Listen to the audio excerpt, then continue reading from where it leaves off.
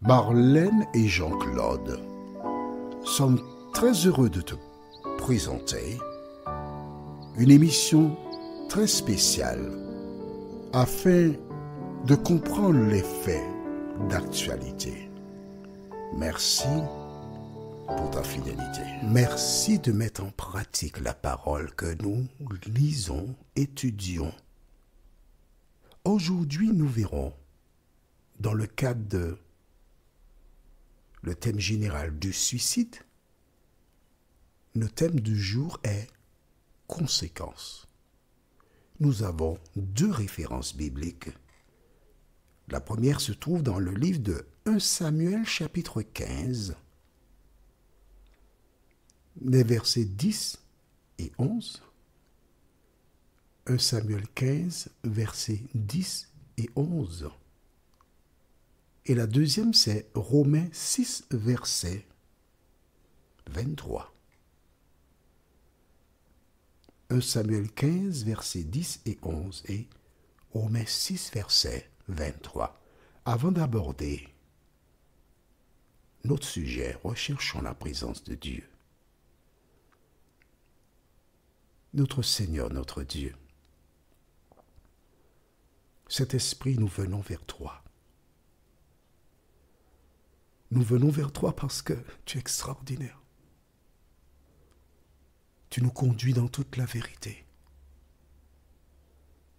Beaucoup de personnes ont déjà lu ce récit biblique, mais aujourd'hui, et tout au long des jours qui suivent, nous touchons des aspects qui ont été négligés. Cet esprit, merci d'éclairer tes enfants. Au nom de Jésus et pour ta gloire éternelle. Amen. Pour mieux comprendre le récit du jour, lisons dans 1 Samuel 15, le verset 9. 1 Samuel 15, verset 9.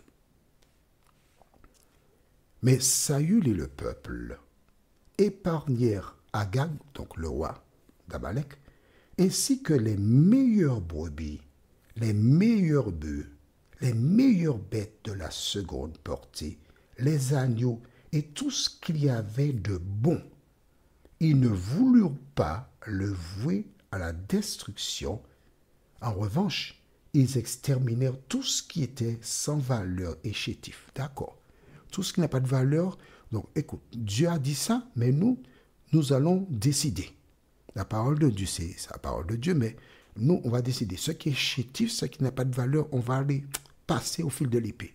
Mais les belles bêtes là, des bœufs comme on n'avait jamais vu, des agneaux, des cabris, des moutons. Non. On va conserver cela. Mon ami, réfléchis bien. Réfléchis bien. Qui propose de faire le contraire de la parole de Dieu? Tu n'as pas besoin d'aller dans des études, faire des études dans des écoles de théologie pour reprendre ça. C'est facile comme... Bonjour. Le diable. Je t'ai dit que Dieu était avec Saül, il a remporté la victoire, mais le diable était présent aussi pour détourner, pas seulement Saül, mais aussi les hommes qui étaient là. Mais c'est Saül qui avait la responsabilité. On est d'accord? Ils ont gardé les belles bêtes, ils ont préservé la vie du roi Agag, et tout ben. Néanmoins, voici une déclaration que fait l'Éternel à Samuel, dans 1 Samuel 15, versets 10 et 11.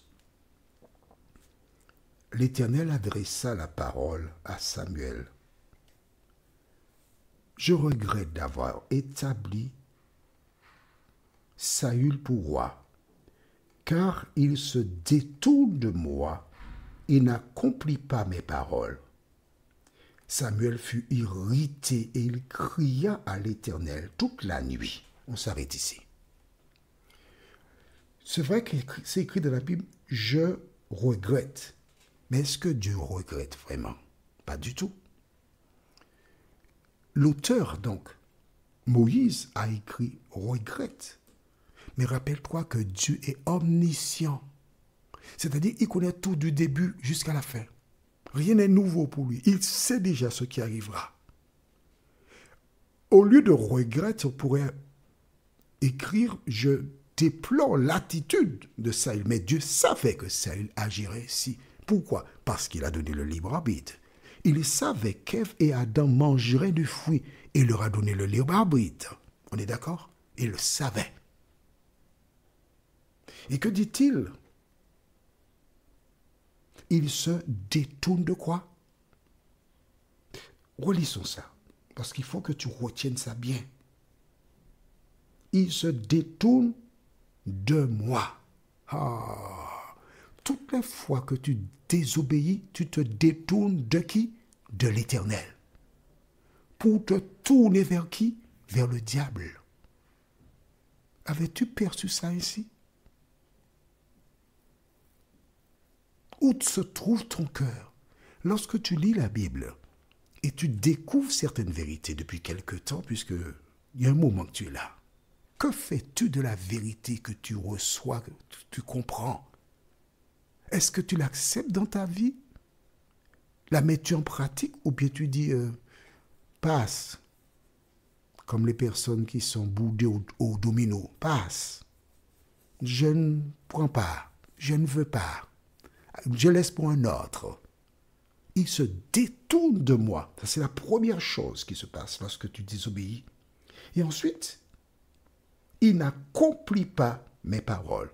La question que je te pose est toute simple. Est-ce que tu accomplis la parole de Dieu?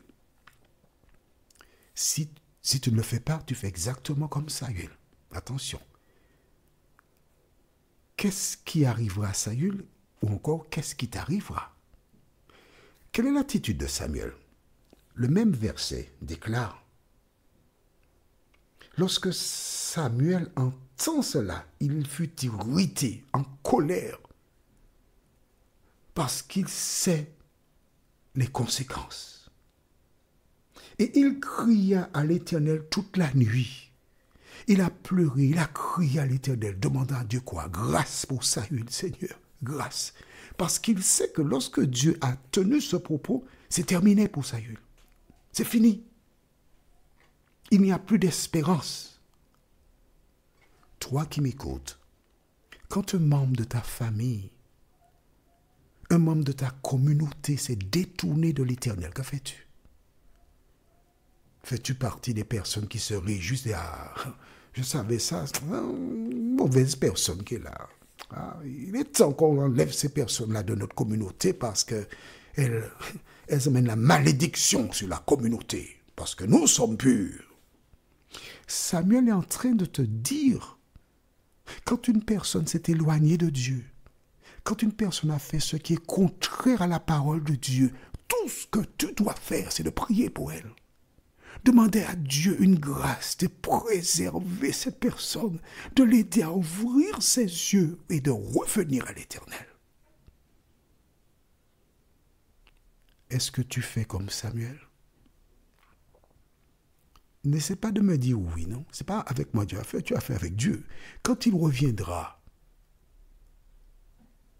il te présentera des situations où, au lieu de donner la main à quelqu'un qui est tombé, tu as donné un coup de pied pour qu'elle tombe plus profondément.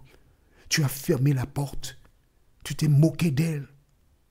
Tu as été tenir des propos désobligeants pour décourager. Tu as battu. Tu as tenté de tuer, d'étouffer la foi chez quelqu'un. Un jour, tu comparaîtras devant le tribunal de Dieu. Fais attention.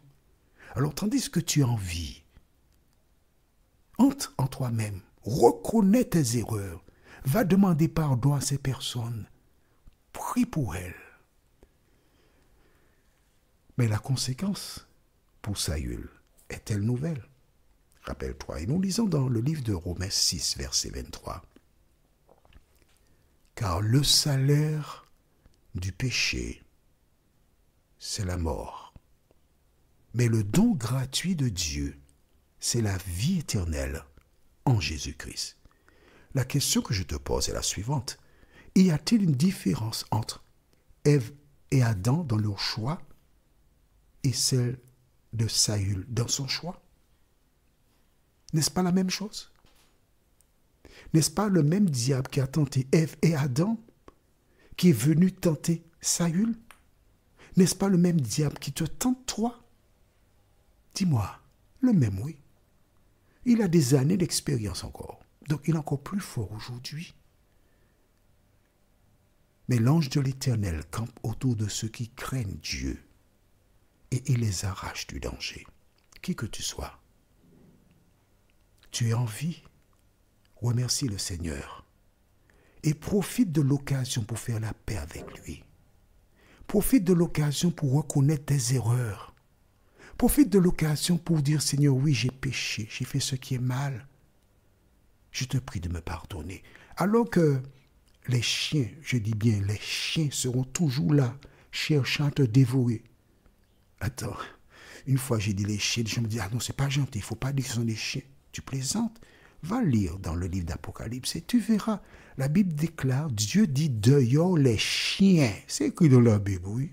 Alors tu penses que j'aurais dit des choses qui ne sont pas dans la Bible? Mais bien sûr, les personnes qui sont là pour dévorer celles et ceux qui sont tombés, pour les dévorer, les déchirer, les déchiqueter, elles se comportent exactement comme des chiens qui ont trouvé un morceau de quelque chose de la poubelle, là, une peau d'un animal quelconque, et puis chacun va avoir un petit morceau, on déchire, on déchire. Mais l'enfant de Dieu ne déchire jamais une personne qui est tombée. Pourquoi? Parce que la Bible déclare, nous bronchons tous de différentes manières. Prions, notre Seigneur et notre Dieu. Aujourd'hui, tu nous montres l'attitude de Samuel. Nous ne voulons pas garder nos yeux sur les actes de Saül, parce que nous sommes tous des Saül.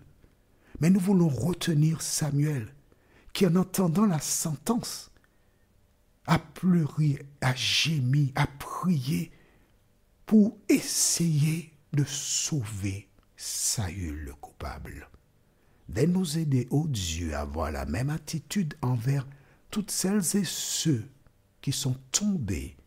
Nous t'avons prié au nom de Jésus pour ta gloire éternelle. Amen. Que l'Éternel continue de te bénir. Et il me tarde de te retrouver. Nous sommes parvenus au terme de notre réflexion. Si d'aventure tu as une question, il te suffit d'envoyer un message par le biais de WhatsApp au numéro suivant, plus 596 696 88 93 93. Et alors Jean-Claude, moi, je me ferai un réel plaisir de répondre à ta question.